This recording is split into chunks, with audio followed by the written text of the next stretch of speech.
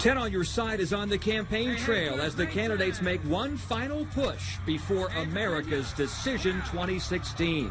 But politics can get dirty. It went beyond attacking the candidate. It became a personal thing. Why things got a little messy in one Norfolk neighborhood. And late word of a judgment in the case of a UVA administrator seeking millions from a national magazine.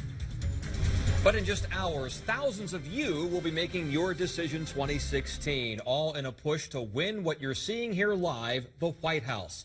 By this time tomorrow, we can have an idea of who will take over this residence, but more importantly, America's future. And of course, that decision is up to you. And we're tracking efforts to win votes in big swing states like Virginia and North Carolina. 10 on Your Side, Joe Fisher is live at Richmond International Airport now. We expect Vice Presidential nominee Senator Tim Kaine to persuade last-minute voters. Joe. Yeah, Tom and Anita, we're expecting Senator Kaine here any minute. We're being told that his plane is very close, and if he comes here behind us while we're on air, we're going to be sure to bring it to you live. The crowd just minutes ago chanting, "I believe that she will win," and we want to give you a look at a few hundred people who have been jamming out to some music and waiting for Senator Tim Kaine for more than 3 hours now. Again, his plane has taken off from George Mason University, Fairfax County, where he spoke a little while ago. We do have some of his speech from earlier that we want to show you here. Is not about passion and motivation, but it's about vision. Hillary, at the start of this campaign, before I got on the ticket, she said, "What do I want this to be about?" She picked a pretty simple phrase: stronger together. It's kind of like E pluribus unum, or one nation indivisible. She and I both believe, and you just heard Vice President Biden talk about this, we are stronger together. This beautiful diversity of who we are as a country is the greatest.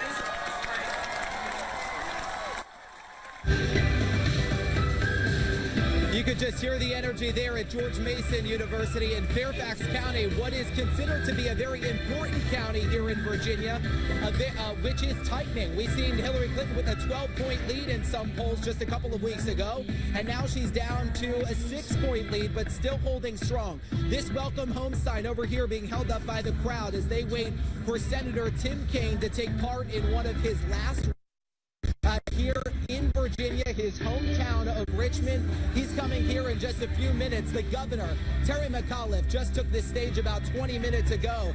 He was saying, "I don't want to just win, I want to win big. There's no sleep tonight." That was the quote from him. And so we're feeling the energy here and waiting for Tim Kaine. Tom? So, Joe, you just said about the polls in Virginia and other blue states. Is that why Clinton and Kaine have really been targeting areas where they've been the most strong in the blue states in this last push? Yeah, absolutely. In the past few days, we've seen the candidates really crisscrossing North Carolina, Pennsylvania, New Hampshire. We saw Hillary Clinton and Trump both in Pennsylvania. That's an important state, but we can't rule out North Carolina. It's going to be a very interesting state tomorrow. We saw a big poll, Real Clear Politics, come out yesterday and say that that gap is just about 1%, with Trump getting the advantage. Tim Kaine said in a speech earlier today that if they win North Carolina, he believes they will win. Tim Kaine has not lost an election, 8 elections to win. He believes that he's going to take home the prize tomorrow night, and we will see. And of course, we're going to have it all covered for you here as Tim Kaine. You can hear the crowd, Tim Kaine landing, and we are going to be covering this, of course, live streaming it over on WAVY.com. We're live in Richmond tonight from an energized Richmond International Airport. I'm Joe Fisher. 10 on Your Side. Those polls in the margin of error. Thanks, Joe Fisher, reporting live. Now, Democratic nominee Hillary Clinton has been continuing her campaign journey across the U.S. in hopes of earning more votes. Just a small town girl.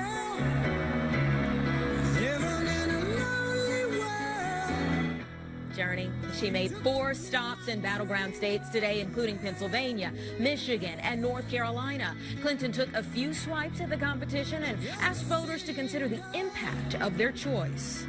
We have a tremendous opportunity ahead of us, and you can vote for a hopeful, inclusive, big-hearted America that will set the stage for an even better future.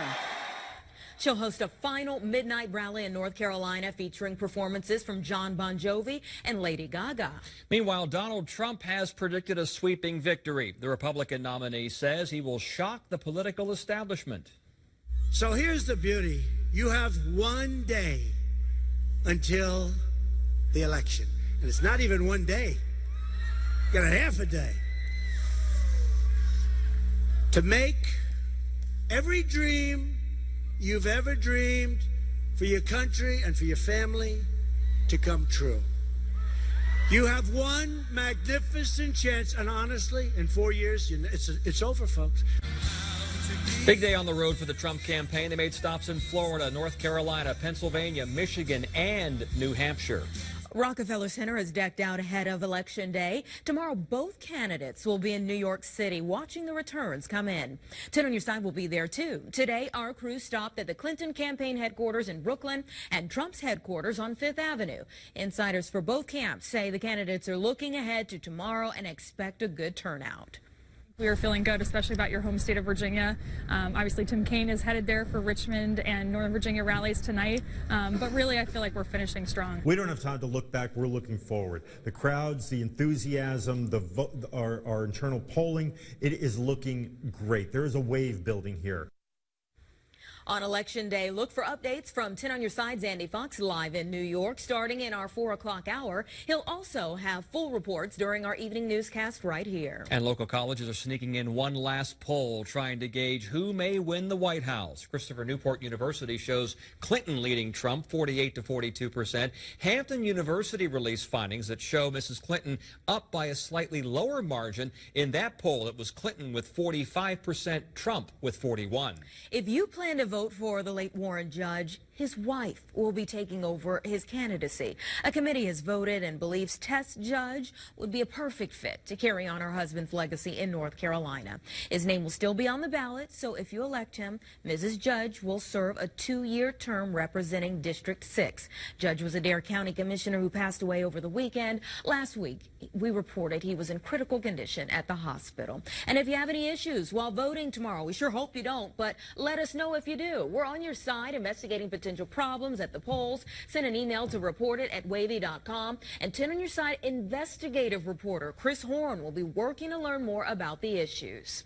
Election coverage starts bright and early tomorrow morning. Polls in Virginia open at 6 a.m., 6:30 if you're in North Carolina. And Chopper 10 will be flying to show you the lines at the poll. Starting at 4:30 in the morning, the news team on your side will monitor crowds during the early voting, and we're on until 9 on Fox 43. If you're on the go, WAVY.com has everything you need to know about your ballot. See tips for making your trip to the polls easier, and see all of the candidates running in local elections. Looking ahead, opening statements will start first thing tomorrow in Norfolk City Treasurer's public corruption trial. It took all day to seat a jury in Anthony Burfoot's case. He's accused of using his position when he was a city councilman to get more than $450,000 in kickbacks and bribes. Federal prosecutors say Burfoot would exchange money and other payments for voters or other official acts.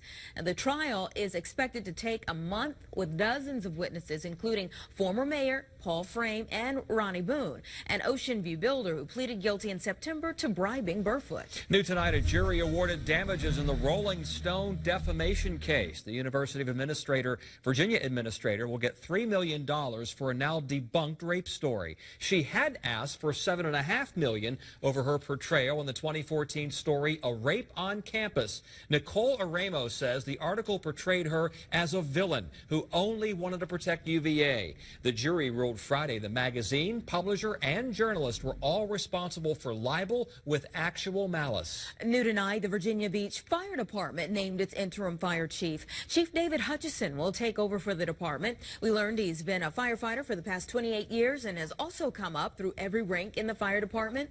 As interim fire chief, Hutchison will take over for Stephen Cover, who is now the deputy city manager of public safety. A Virginia Beach man will spend 23 years behind bars for murdering his mother. A judge sentenced 25-year-old Blair Carr in his mother's death. Court documents reveal that Carr stabbed his 50-year-old mother, Rosetta, in the home they shared on Sedley Road. This was back in 2014. Prosecutors said that he wrote a suicide note but called police 2 days later and confessed. It's still unclear if a deadly shooting and a fight at a nearby hotel are connected. Police in Virginia Beach, though, say there was a big fight at the Oceans Beach Club Hotel on Atlantic Avenue this past weekend. Investigators say 25-year-old Brian Brown was a victim in the fight but left. He was walking down 34th Street when someone shot him. Brown later died at the hospital. Police are investigating more than mudslinging in one neighborhood. Here, a local family explain how a vandal took dirty politics to the next level. She fought for women's rights. Now people are honoring her Election Day legacy. See how they're remembering Susan B. Anthony tonight. And look where we've got a frost advisory in effect all the way on now through Chesapeake. It's been extended eastward just a little bit. So it's going to get cold overnight. It'll drop to 34, 35. And inland areas could drop on down to about freezing from Franklin on westward. So it's going to be cold overnight. It'll be cold when you go out to the polls, but it warms up during the day. We'll have the full forecast in just a few minutes. Right now, we want to go back to Richmond, where the plane for Democratic Vice Presidential nominee Senator Tim Kaine is pulling up right now to a big rally that's happening here at the Richmond International Airport. That final push for you to go out and vote tomorrow. 10 on your side, Joe Fisher just had a live report as the plane was pulling in, and we're going to go back in just a bit. Stay with us.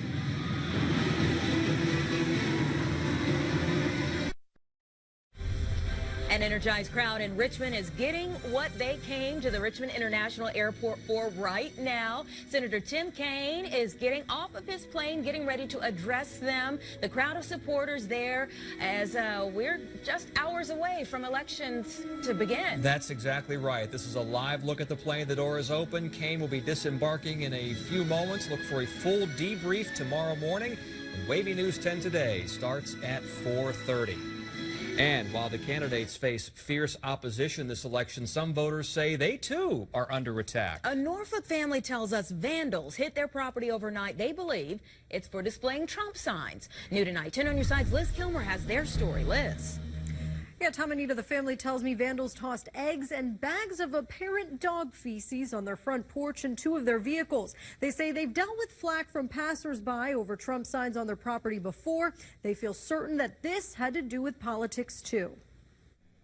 More under here and the whole side. Rotten eggs and bags of feces tossed on the roof of Lisa Trengove Jones's car and plopped on her porch beside one of the family's pro-Trump signs. That is meant to shame and put forth a message. It's just disrespectful. Her sons and husband discovered the vandalism on their West Freemason property Monday morning. They cleaned up the worst of it, she says, next to this large campaign sign. Their pickup truck parked across the street was also trashed. It went beyond attacking the candidate. It became a personal thing when I found that my vehicles themselves were vandalized because we don't have our own driveway. She says someone must have carefully watched to learn which cars were theirs. She called police. 10 on your side and Tom Cherry, chairman of the Republican Party of Norfolk, whose office put surveillance cameras up to catch vandals like this one. Almost every day since September, our signs have either been stolen or vandalized. Our big ones are cut up with razor knives, and we just keep replacing them every day. He says what happened to Lisa's home is extreme. This is the first time I've heard of a home being vandalized that bad. Usually somebody will take the sign and throw it away or run down the street, but not vandalism like that. Still, Lisa says, I'm just really glad to live in America where we can continue to all have our differences of opinions and live in peace. The vandalism won't keep her from supporting her candidate. And last month, we reported on a Clinton sign being stolen in Chesapeake. But tonight, when I reached out to Norfolk's Democratic Committee, officials there said they haven't had reports of their candidates' signs being vandalized, and they do not condone any vandalism on either side. I'm Liz Kilmer, 10 on your side. Now, your Super Doppler 10 forecast with Chief Meteorologist Don Slater. I look at what's going on in the bigger picture. We've got roller coaster weather going on, and we've got some colder air right now, quite obviously. It's really, really chilly through the area. We're going to drop on down to freezing overnight and into tomorrow morning. There's a northerly wind flow along the Outer Banks, and that's the northerly wind that we had during the day today that held our temperature down. It was 51 this morning, then 56 degrees during the afternoon hours. At midnight, 40 inland, 46 degrees near the coastline. really temperatures are just all over the place. We've even got some 30s well inland. We're likely going to drop on down to around 32, 33 degrees into a few inland areas, rural areas between some of these towns. So again, that's why we've got those frost advisories in effect coming up for the overnight hours. It'll be our first frost. It's time that we would see that.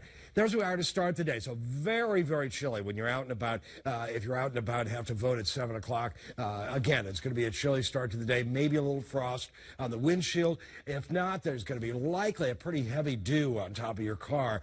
So leave a little bit of extra time, get that taken care of so you can see to drive. Okay, now from there, with 3 in the afternoon, 64 to 66. I'm going to the higher end of that range, around 66 degrees for the afternoon for tomorrow. There's where we are tomorrow night into Wednesday morning. Not nearly as cold, obviously. 48, 49, 53 degrees. And then we're looking at some rain to move on through. And it will likely be only around 2/10 of an inch, 1/4 of an inch, 1/3 of an inch of rainfall. And you can see it from there again, the late morning and then on into the middle of the afternoon hours coming up on Wednesday. As this cool front drops through, that's where we are by Wednesday evening at 7. It's dropped on through. It's moved on out to sea. Here's the longer range version of Future Track. It'll clear our skies off, and we're done with it. There's where we are by Thursday afternoon. It's definitely cooler. We move on into Friday. Friday afternoon at 1 o'clock, and then Friday later on, that cool front drops on through and really cools things off for the day on Saturday. So we got a warmer day tomorrow. Warmer day with some rain on Wednesday, and then by Thursday, by Wednesday afternoon, we'll see that cool front drop on through with some rain, a couple of quiet days, and then another cold front will cool things off for Friday night and into Saturday and Sunday. Here's Tower Cam 10 on a time-lapse sequence showing you what's going on. Actually, it's a live look at what's going on. 37 in Newport News, 43, 32. That's a little bit cold in Portsmouth. That tends to read cold this time of night. 38 degrees in Virginia Beach, 35 in Chesapeake, Hampton, 40, 37, 39. So the upper 30s to around the 40-degree mark, and in most of the region, obviously warmer strata by the water in Back Bay. So again, 34, 35 degrees already in some of these areas. We're going to dip on down during the overnight hours. How low do we go? 32, 35, 37, and then the upper 40s across the Outer Banks. Here's where things are coming up for the south side. 32, 34, 34, 38, and then low 40s, low to mid 40s near the water. And for the peninsula, we're looking at around 35 to 43. Middle Peninsula, the northern neck, and the eastern shore. Again, we were looking at 34, 35, and then mid 30s to around 45 degrees coming up along the eastern shore. Vote tomorrow. Nice day. Cold start to the day. You'll need a coat in the morning, not just a jacket, a coat in the morning because it'll be near freezing in some inland areas. And then it warms up, then it cools off. And then it warms up, then it really cools off for the weekend. Okay, Don, we are live as Democratic Vice Presidential nominee Senator Tim Kaine is about to address a crowd of supporters at Richmond International Airport. You can watch this event live on WAVY.com. WAVY News 10 at 11 is back after this. And we are live. You're getting a look at Democratic Vice Presidential nominee Senator Tim Kaine in Richmond. That's right. He and his wife, the former Secretary of Education for the Commonwealth, they're getting off the plane and addressing the crowd with the wave. He is getting ready to speak to the crowd, and you can see that on WAVY.com. We'll be streaming that for you there. That final push for people to get out to vote. Well, in Rochester, New York, voters turn to an icon of the past as they prepare for the future. The mayor says visiting the grave of Susan B. Anthony has become an Election Day rite of passage for many. Anthony fought for a woman's right to vote at the turn of the 20th century and died 14 years before we earned it. The cemetery will keep her gravesite open after hours tomorrow night. Visitors have been leaving "I voted" stickers and other messages at her tomb. Old Dominion coach Bobby Wilder talks about his team's historic win Saturday night, and Redskins coach Jay Gruden looks towards the second half of the NFL season. Coming up next on the Sports Wrap.